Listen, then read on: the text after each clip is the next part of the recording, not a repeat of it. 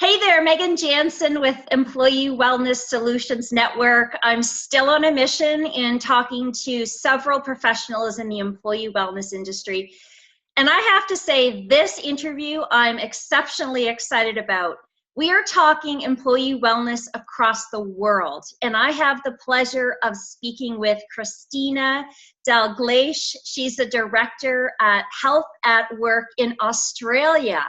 And Kristina, thank you so much for getting up early and talking to me about what we love most.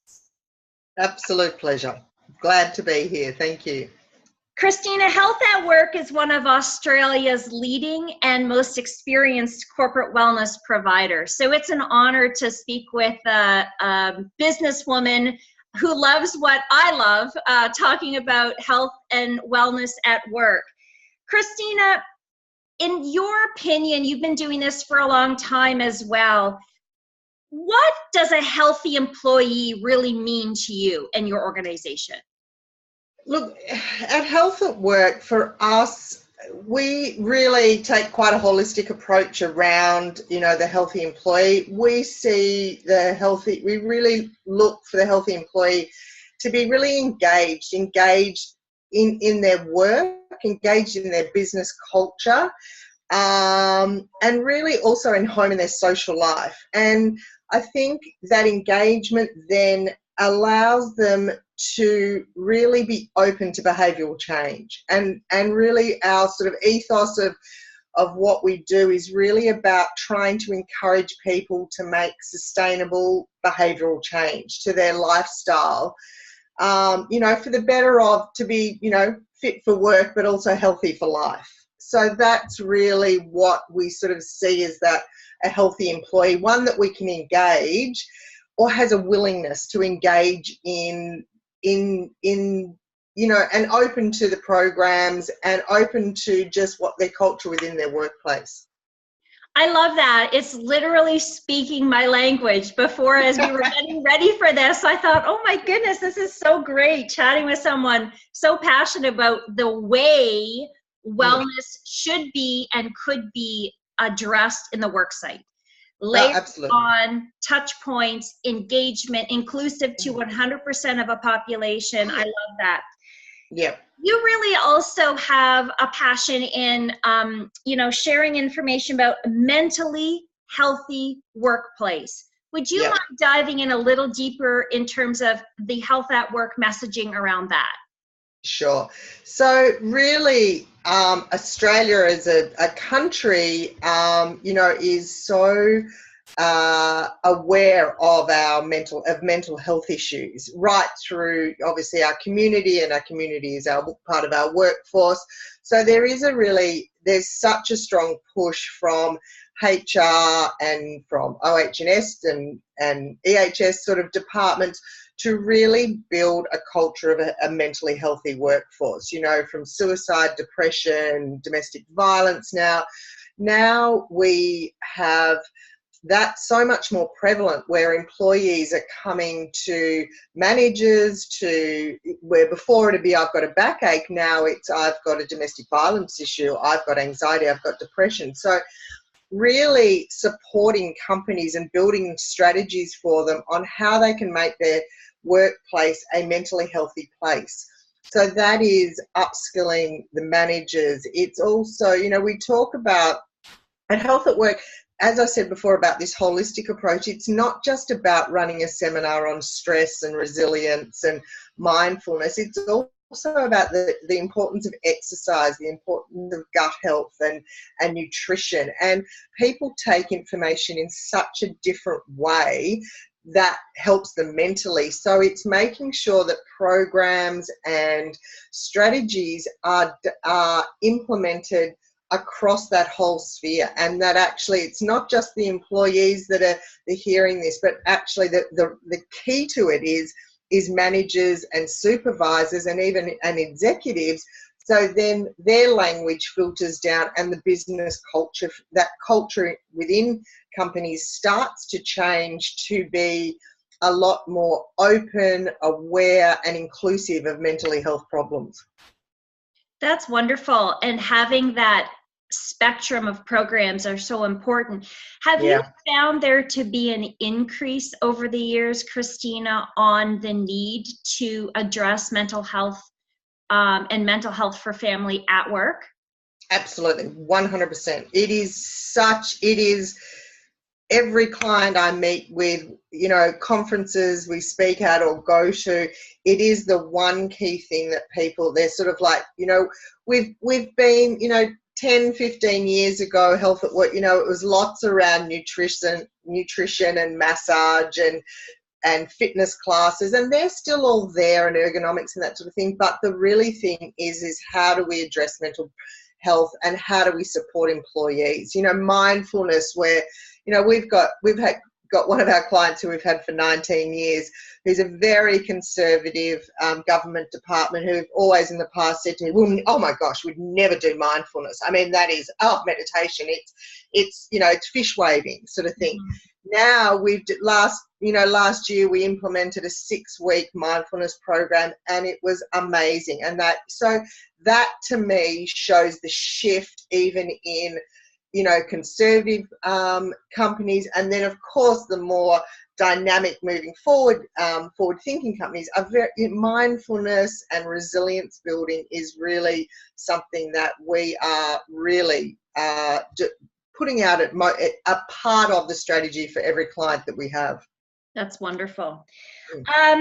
In terms of some of the main success criteria that you've identified, would you mind sharing 2 or 3 of those that in your programming and building wellness strategies for organizations, what are some of those main ones that you really think are important? So I would say the main success that I see in a strategy for what our clients is inclusion. So making sure that 80% of your program can reach 100% of your staff. So the importance of being able to offer different mediums within each sort of, let's say, pillar of health or pillar under your strategy, it's not just doing a seminar or lunch and learn, we call them here, sort of thing. It's not going, tick, I did resilience, or I did, I did mental health, tick, I did it, because generally you've got 10, and generally the larger the company, the smaller uptake into those seminars. So you might get 5-10% of it. And then, so it's then, you need to have booklets for the people who like to read. You need to have, monthly newsletters. You need to have short 1 to 3 minute videos, some e-learning modules, all on the similar topic. We do things on what we call the loo down, which they're information posters that go on the back of the toilet doors. Mm-hmm. So if you can't get them to read, if you can't get them to watch a video, if you can't get them to engage in a seminar or a challenge, at least they're going to the toilet and hopefully read what's on the back of the toilet door. So it's that reinforcement, I think, is the real success, where, again, 5 years ago, I was saying to clients, try a different thing every month or every quarter. Now I'm saying, let's spend 12 months on resilience. You can still do some exercise classes, but let's call them resilience building classes. Let's do some nutrition so I think having different mediums within the one theme is very important, and showing that it's a lifestyle, it's nutrition, it's exercise. And so I think, and being able to reach all the stuff, we are, especially, in Australia, as you would find over in Canada and the States, we have regional, we have home workers now. Now the flexibility is such an important part of working and having home workers. How do you reach them? So making sure that the programs are engaging enough to be able to draw in and get those people being a part of it. So I think that's having those strategies is very important. We're constantly working, like digitally, but I think the importance, some clients are like, oh, everything's got to be digital. You have to have tangible stuff. You have to have face-to-face, on-site, even if it's, Zooms and Skypes and that sort of, there has to be that personal interaction, I believe, with programs, and that blended sort of methodology. the other thing I think success and what gets really underrated is getting feedback from the employees and pushing that back out to promote programs and to be able to get those successes. We've had occasions because of our son here in Australia. We have such a high rate of melanoma. Health at Work in the last 5 years alone have saved, I think it's about 4 lives. One was, a man had, our doctor went in, saw something on his head, literally said, you have to leave the office now and go straight to your doctor. Anyway, it turned out he got operated on. The oncologist sort of said another month, inoperable. Wow. That's, amazing. We had one other, which is just a beautiful story. We do a monthly newsletter, and in November, which we promote Movember, which is around men's health here in Australia, we did an article on being a better father and connecting how to connect with and talk with your children. And we got a beautiful email from one of our clients' employees saying that he'd been estranged from his son for 8 years. He read the article and he reconnected, and it was the article that made him reconnect with it. That is, for us, my goodness. I know. So that sort of thing, that's why Health at Work, that's why I do what I do. That is the aha that we had. That's, like everyone in the office just stands up when they read it out. We all had tears. It's, those sort of things I find, and I go you're helping a lot of people. Like it's just amazing. Exactly. And I think that other success that I see is what you were talking about earlier, Megan, is that pushing it through to your community, pushing it through to your home, and really, how do you, I say to our clients, get the booklets. Like for one of our clients, we used to post home our monthly newsletter, and so it's going into the home, it's getting left on the dining room table or something, and others are picking it up and reading it. And, we've done days where we invite family, and I think that importance of really trying to get it so family make change and support the employee to also make that change. So I think the benefit is huge. We had another a real blokey bloke in one of our blue collar companies who did the 10,000 steps program with Fitbit on, and emailed us. He was his whole he was so excited. His family, his children had wanted a dog for the last 10 years, and no, we can't have a dog, no one will walk it. He said, finally I'm walking twice a day, 20 minutes, and I bought the dog. It's made my family happy.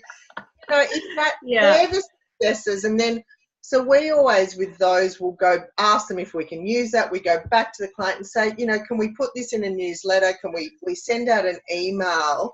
Because this is what then helps engage the other employees. This is when Joe did this, and I think that is, it's very, I think one of our difficulties in this area is really, we talk about ROI and we talk about measurements, but it is very difficult to measure the success of a program through numbers, because we have the same challenges. And that was my next point of discussion is, are you faced with the same challenges we are? Now, in Australia, do you, know or the language value on investment or value on caring versus return on investment, so that they're different?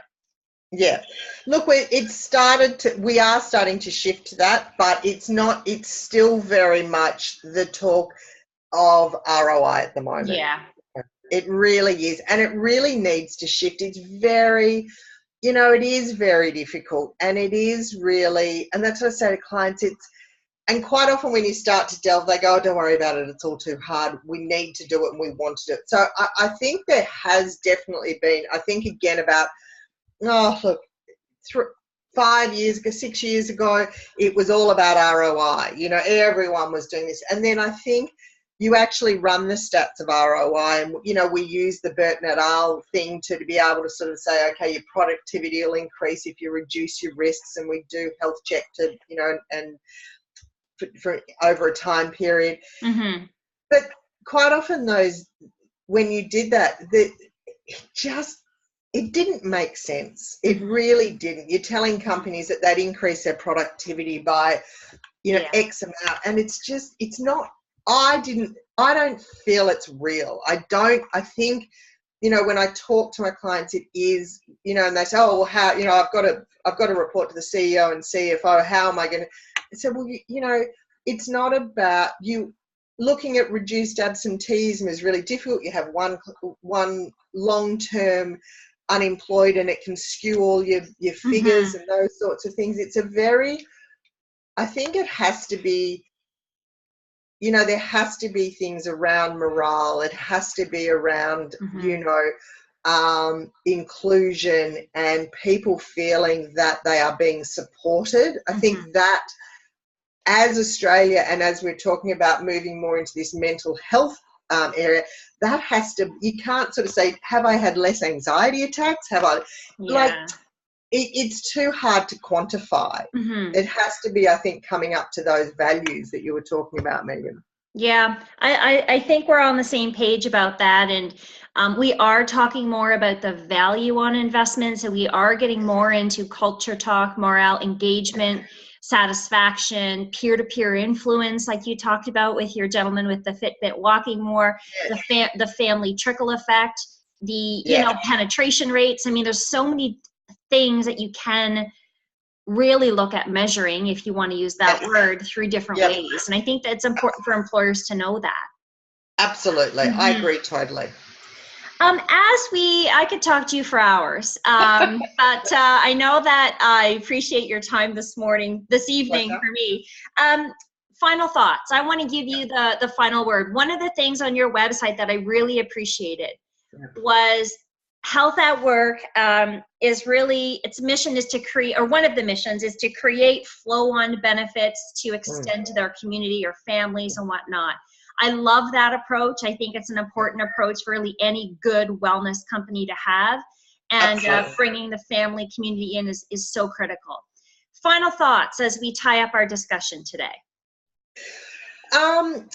Look, I think my final thoughts is around the industries around, I find it a really exciting time moving forward in the health and wellbeing space. I think with what's coming up, even with AI and with digitally, and how now we get the opportunity to reach further. And, as I said before, when we didn't have those opportunities, you got quite often the healthy, fit people coming and engaging. I think the awareness of within the community, and I think with the opportunities of using some really digital fun things, some e-learning, I think opens up our programs greater to employees and then also at home. So I find that one of the most exciting things in our industry, that we get to reach more people, to make a greater impact, to try and get people to understand behavioural change. Like, we're working a lot at the moment on a lot of this. We're doing a whole lot of e-learning modules, things that, sit there and support employees, that you can say, your family can use this. And I think that whole piece around doing what we do and love and getting it to as many people, I think the opportunity moving forward for that is really great. And I think the excitement is that companies now, every HR conference you go to, or, OHS sort of conferences, any of those things, health and well-being is always at the forefront of a lot of it. There's so much more engagement around it, and I find that really exciting. It's still tough. It's in Australia here, because we don't have the healthcare system. Employees here, unless they're global, don't pay for medical expenses of their employees. So it is quite different. So we're still, there's still companies, it's the first budget to be cut, it's the first thing to be shelved, all that sort of thing. But the willingness of our clients and and HR people now that they know they need to have it, and how, because of the digital and that, it's becoming more cost effective. So that's what really excites me in developing those programs. Awesome.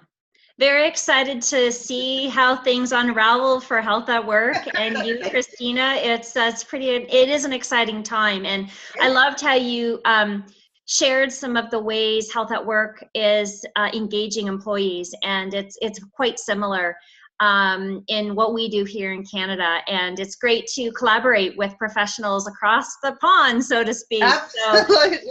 So thank you so much for your time this morning. I really appreciate you getting up early and chatting with me. That's a pleasure. Thank you so much. My pleasure. Thanks.